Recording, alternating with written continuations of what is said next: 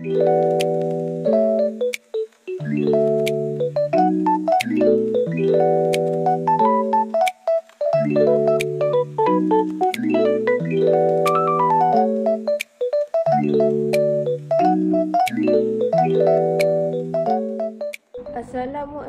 warahmatullahi wabarakatuh.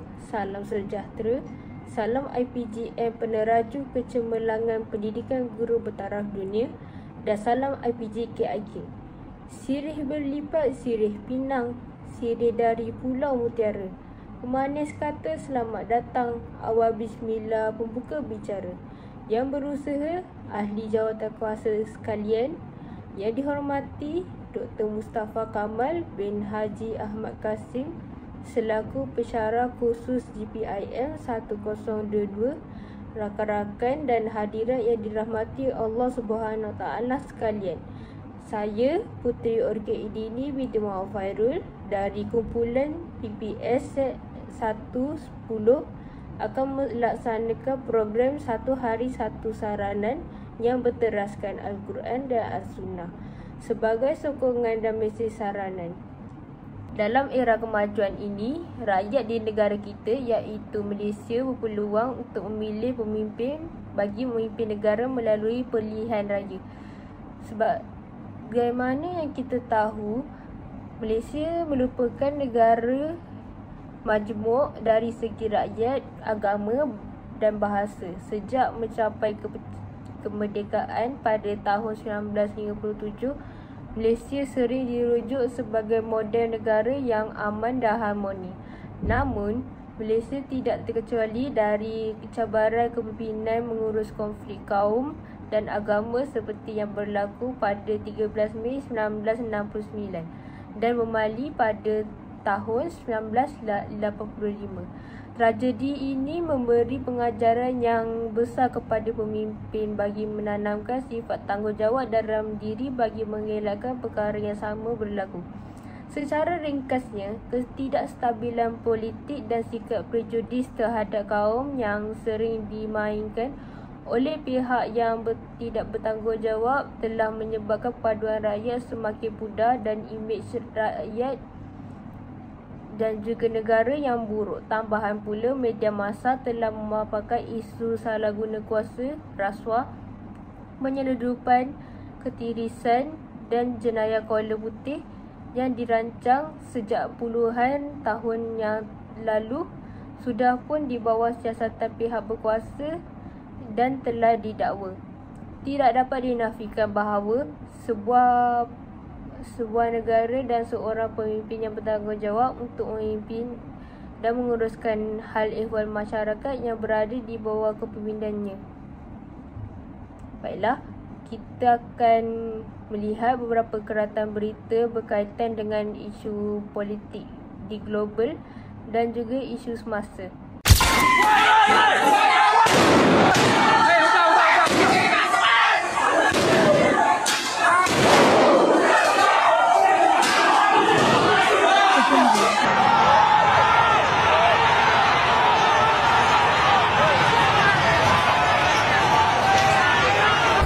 Jangan terprovokasi, kenapa ya?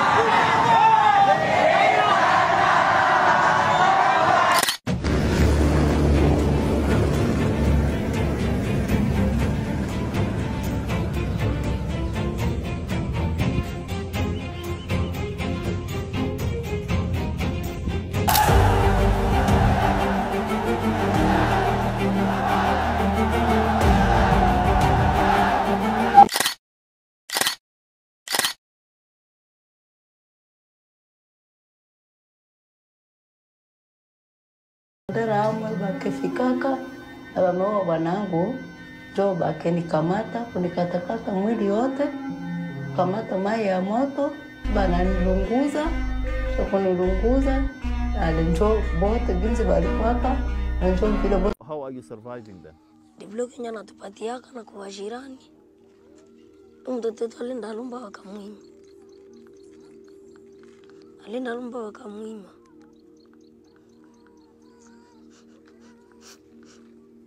As far as the eye can see, little white tents emerge from eastern Congo's rich soil, a new wave of victims in a decades-old conflict. Now, as the UN peacekeeping force prepares to leave and the M23 rebels gain ground, the fighting these people have fled is catching up with them. Nikiwaza tuliweza fika hapa na tuko idadi ya wakimbizi zaidi ya 3,801, lakini kwa sasa tuko wengi sana. Kambi ya Bulengo ayo peke ina zaidi ya idadi ya watu ya 38,239. Resources are stretched here. In the past few months, nearly 1 million people have fled the fighting, bringing the total displaced in this country to more than 7 million. Tulejani kwa mshamba. Akasikia mzazi siko na lini.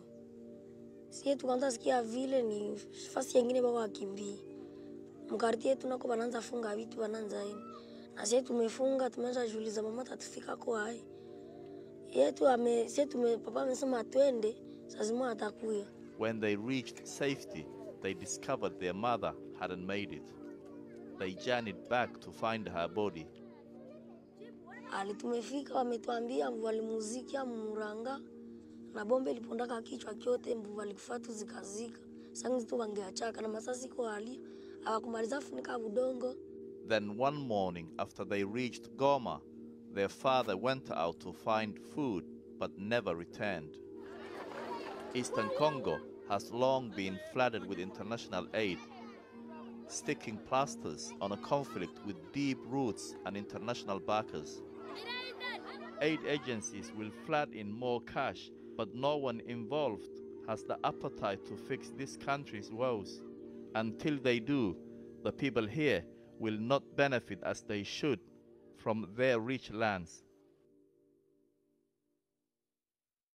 Dan Israel melancarkan serangan ke atas sasaran Houthi di 3 pelabuhan di Yaman dan sebuah loji janakuasa. Dan serangan udara itu menyasarkan pelabuhan Hudaidah, Ras Isa dan Salif serta loji janakuasa di Ras Kantib. Tentera Israel menyatakan serangan itu dibuat sebagai tindak balas terhadap serangan berulang kali oleh kumpulan Houthi ke atas Israel. Israel juga menyerang kapal Galaxy Leader yang berada di pelabuhan Ras Isa, kapal yang dirampas oleh kumpulan Houthi pada akhir 2023. Tidak lama selepas tentera Israel mengeluarkan amaran pemindahan kepada penduduk di 3 pelabuhan itu. Serangan ini berlaku beberapa jam selepas sebuah kapal diserang berhampiran pelabuhan Laut Merah di Bandar Hodeidah, menyebabkan anak kapal meninggalkan kapal berkenaan. Tiada pihak yang segera mengaku bertanggungjawab atas serangan itu. Namun firma keselamatan Embry menyatakan kapal itu mempunyai ciri-ciri tipikal sasaran serangan Houthi. Sejak tercetusnya perang di Gaza pada Oktober 2023, kumpulan Houthi yang disokong Iran melancarkan serangan ke atas Israel dan kapal di Laut Merah sebagai tanda solidariti mereka terhadap rakyat Palestin. Sebahagian besar daripada peluru berpandu dan drone yang dilancarkan ke arah Israel berjaya dipintas atau gagal mencapai sasaran. Israel pula telah melancarkan beberapa siri serangan balas sebagai tindak balas. Berikut merupakan beberapa potongan video dan juga gambar berkaitan dengan isu global dan semasa terkini.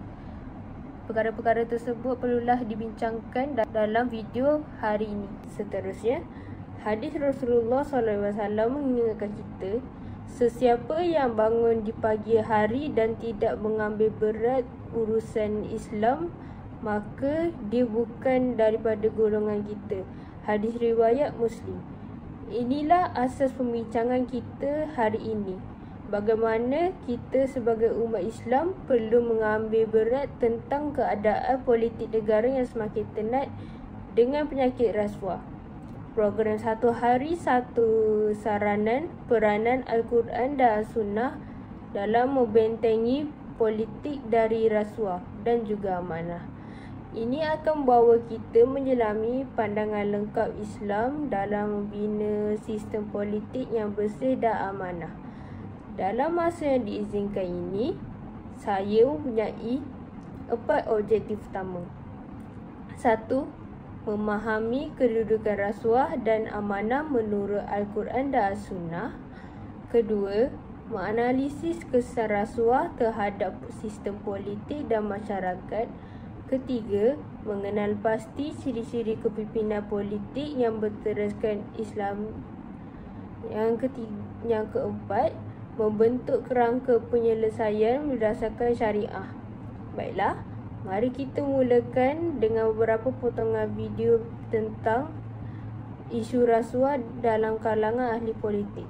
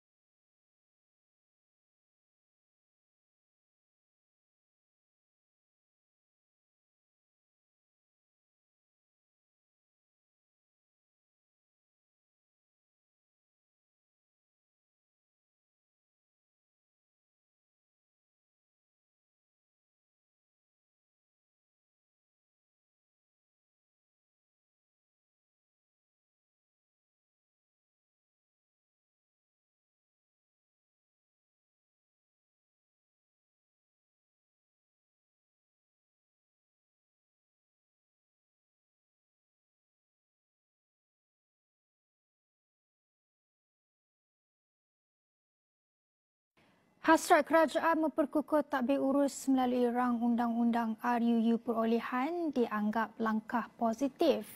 Namun, draft semasa dikuatiri masih membuka ruang penyalahgunaan kuasa dan berpotensi mengulangi skandal besar. Ketua Pegawai Eksekutif Pusat Memerangi Rasuah dan Kronisma C4, Pushpan Murugiah berkata, peruntukan dalam RUU berkenaan menyerahkan kuasa terlalu besar kepada kementerian, menteri kewangan serta menteri besar atau ketua menteri. RUU ini tidak mencerminkan inspirasi, ketulusan dan integriti sebab antara isu yang kita bangkitkan ialah penyerahan kuasa yang luas kepada kementerian, menteri kewangan dan juga ketua menteri adalah sangat luas dan dia memberi kuasa untuk menteri untuk memutuskan cara keputusan tender, juga melantik individu yang berada dalam lembaga perolehan. So kuasa yang diberikan adalah terlalu besar dan ia akan potensi untuk disalahgunakan. So kita punya isu pertama adalah kuasa yang diberi terlalu besar. Beliau menegaskan ketiadaan had nilai dan mekanisme kawal selia jelas boleh menjejaskan fungsi simak dan imbang. Isu sekarang ialah bukan saya tak ada undang-undang. Undang-undang ini membenarkan atau menghalalkan proses-proses ini supaya benda ini sekarang boleh berlaku dan tiada kesilapan atau kesalahan yang boleh berlaku. So, ia menghalalkan proses yang tak sepatutnya berlaku dan dia memang membenarkan kuasa yang amat besar untuk seorang menteri untuk membuat perolehan. Beliau berkata demikian dalam program Agenda Awani pada Selasa. Seorang ketua cawangan di sebuah jabatan kerajaan direman 6 hari sehingga Ahad depan bagi membantu siasatan berhubung kes salah guna kuasa dengan mengesyorkan projek baik pulih fasiliti di Gua Musang bernilai kira-kira RM100,000. Perintah tahanan reman ke atas lelaki berusia 43 tahun itu dikeluarkan Hakim Nik Muhammad Tarmizi Nik Muhammad Syukri bagi membolehkan siasatan dilakukan mengikut Seksyen 23 Akta SPRM 2009. Terdahulu lelaki itu ditahan sepasukan pegawai SPRM di pejabatnya kira-kira jam 6 petang 7 April. Sementara itu, pengarah SPRM Kelantan, Rosli Hussein mengesahkan penahanan suspek. Suruhanjaya Pencegahan Rasuah Malaysia SPRM berjaya merampas aset bernilai lebih RM31.4 bilion dalam tempoh 5 tahun dengan hampir RM28 bilion daripadanya dilucut hak.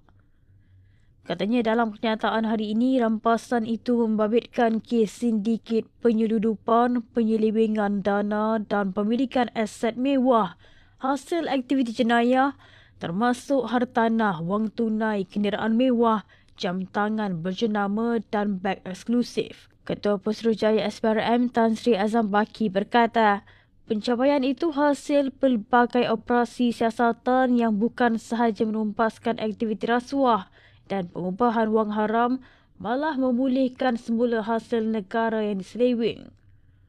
Menurutnya, rampasan lain termasuk aset hartanah bernilai RM620 juta dalam projek rangkaian fiber selain aset mewah bernilai RM32 juta dari kediaman seorang Tan Sri membabitkan 217 unit jam tangan mewah dan 27 unit tas tangan berjenama. Azam berkata salah satu peranan utama SPRM melalui bahagian pencegahan pengubahan wang haram AML adalah memulihkan dan melucut hakkan harta ta'alih selain harta alih yang diperoleh hasil daripada aktiviti jenayah. Tambah Azam, penyitaan dan pelucut hakkan aset ini adalah langkah kritikal dalam memastikan penjenayah tidak dapat menikmati hasil daripada aktiviti haram mereka, sekaligus menghantar mesej jelas bahawa jenayah tidak akan pernah menguntungkan. Walau bagaimanapun, katanya proses pelupusan harta ta'alih yang dilucutkan hak bukanlah perkara mudah kerana membabitkan pematuhan undang-undang dan peraturan kompleks serta memakan masa panjang, terutama apabila ada proses rayuan atau pertikaian undang-undang.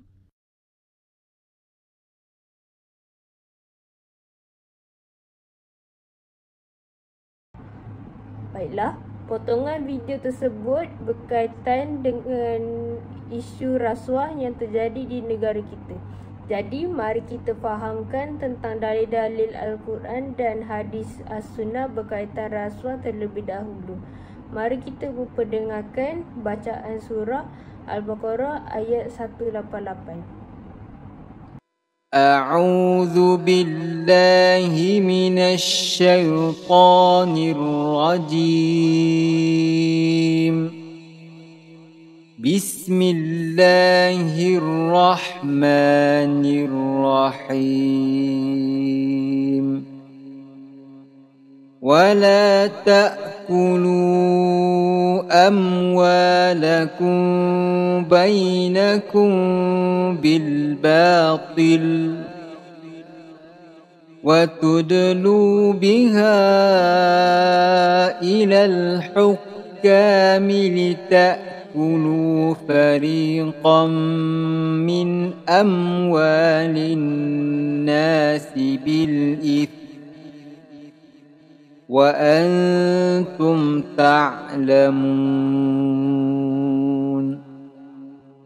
Sebuah bermaksud, dan janganlah kamu makan harta sesama kamu dengan jalan yang batil, dan janganlah kamu membawa harta urusan tersebut kepada hakim, supaya kamu dapat memakan sebahagian daripada harta benda orang lain itu dengan jalan membuat dosa, padahal kamu yang mengetahui.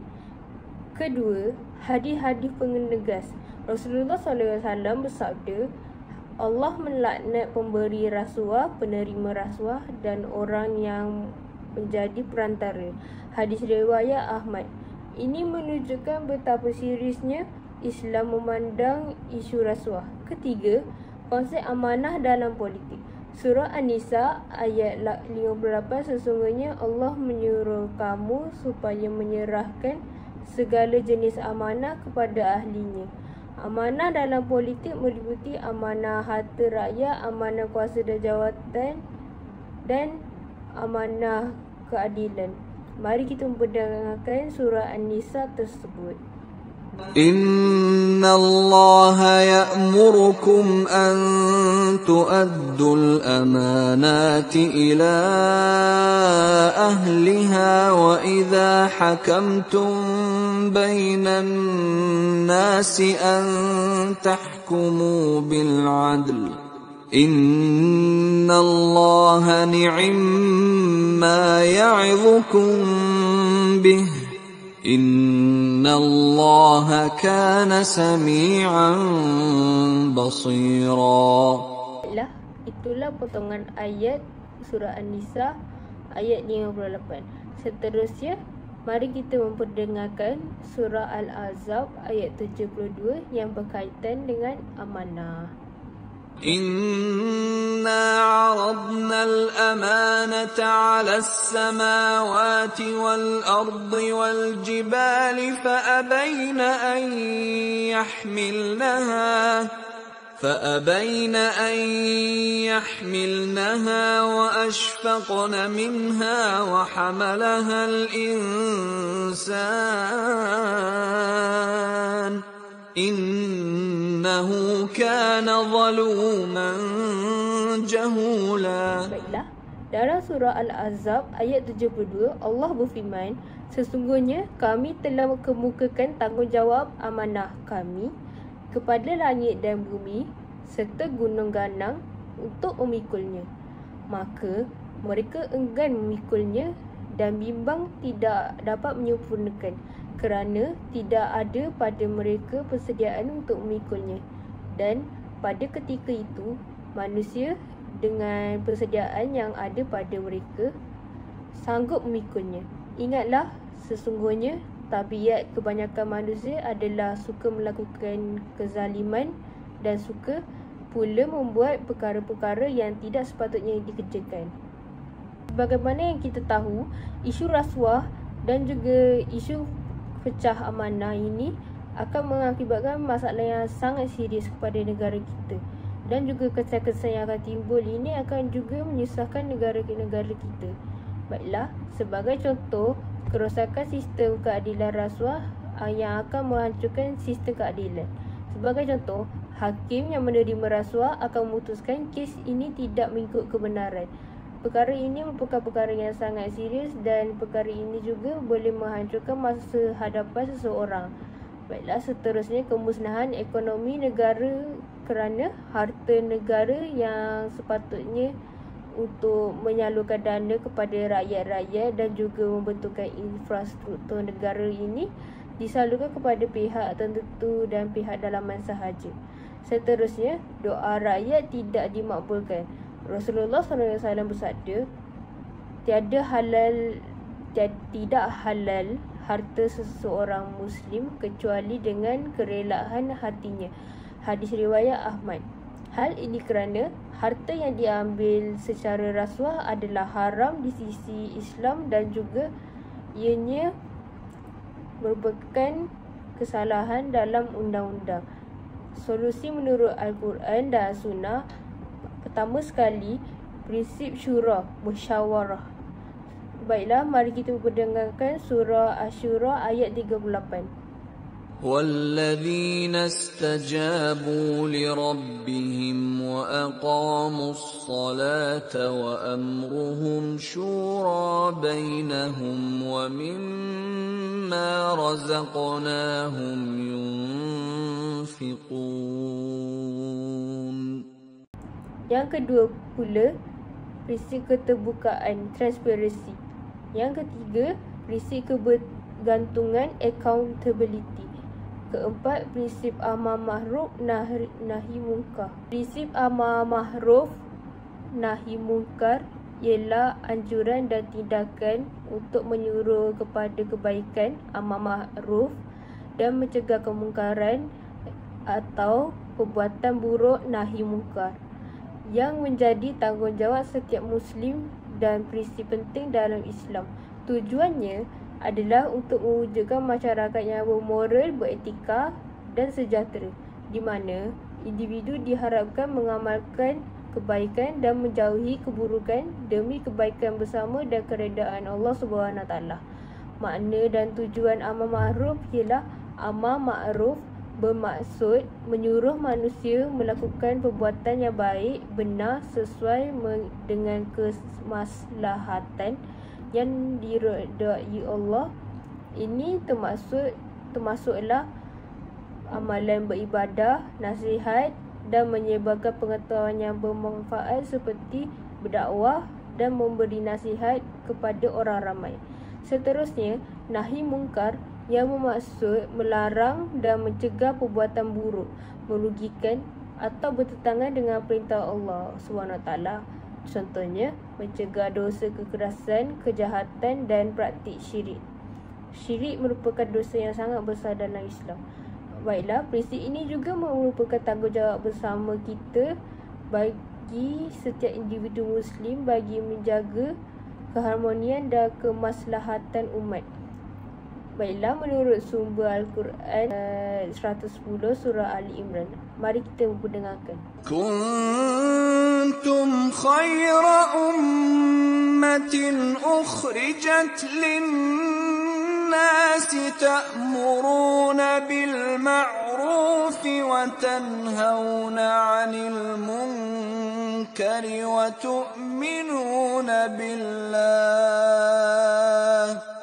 ولو آمن أهل الكتاب لكان خيرا لهم منهم المؤمنون وأكثرهم الفاسقون. Baiklah, surah Ali Imran tersebut bermaksud, dan hendaklah ada di antara kamu segolongan umat yang menyeru kepada kebajikan, menyuruh kepada makruf dan mencegah dari yang mungkar. Mereka itulah orang-orang yang beruntung. Baiklah, seterusnya hadis ini terdapat dalam kitab Sahih Bukhari dan Sahih Muslim. Sudah tiba masanya untuk kita membuat kesimpulan berdasarkan program kita hari ini. Berdasarkan kajian yang kita telah lakukan sebelum ini, kajian mengatakan Islam melarang sekeras-kerasnya dalam rasuah dalam politik. Hal ini dikatakan demikian kerana ianya haram dan termasuk dalam dosa besar. Selain itu, gejala rasuah bukan sekadar melanggar undang-undang Malaysia tersendiri, malah ianya merupakan salah satu bentuk pengkhianatan terhadap amanah bagi seorang pemimpin dan juga kemanusiaan. Tambahan pula, rasuah boleh meruntuhkan keadilan dan kepercayaan rakyat terhadap pemimpin. Demikianlah ucapan saya pada hari ini. Maka selesailah program Satu Hari Satu Seranan bersama saya. Memerangi rasuah merupakan tanggungjawab bersama yang wajib dilaksanakan bagi mewujudkan negara yang aman dan damai. Selain itu juga, pemimpin haruslah memegang tanggungjawab dengan penuh amanah bagi mengelakkan berlakunya penyalahgunaan kuasa serta jenayah. Tambahan pula, rasuah digelar sebagai penyakit kerana gejala ini memberi kesan yang besar terhadap kemusnahan rakyat, kemusnahan negara dan juga kemelesatan ekonomi.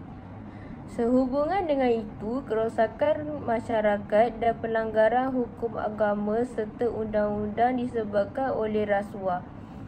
Oleh itu, kerajaan perlulah memantapkan lagi akta dan hukuman berkaitan salah laku jenayah dan juga rasuah supaya dapat membentuk negara perlembagaan yang berintegriti dan berwawasan serta maju dari segi perundangan dan akhlak rakyat Malaysia.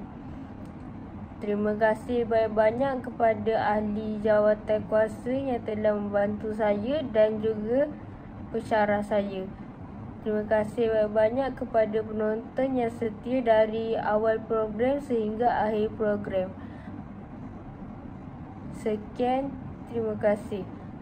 Wassalamualaikum warahmatullahi wabarakatuh.